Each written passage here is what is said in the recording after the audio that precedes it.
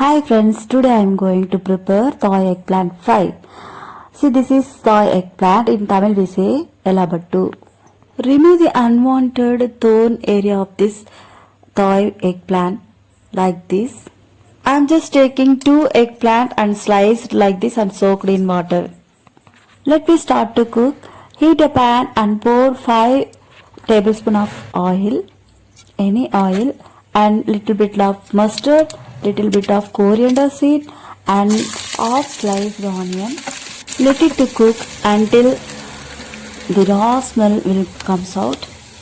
Add 1 spoon of ginger garlic paste, little turmeric powder, coriander powder 1 spoon, chilli powder 1 spoon, red chilli powder, 3/4 spoon of cumin powder.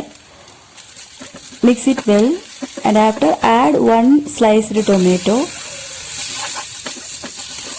Mix it well. After this one add the sliced Thai Ela Battu.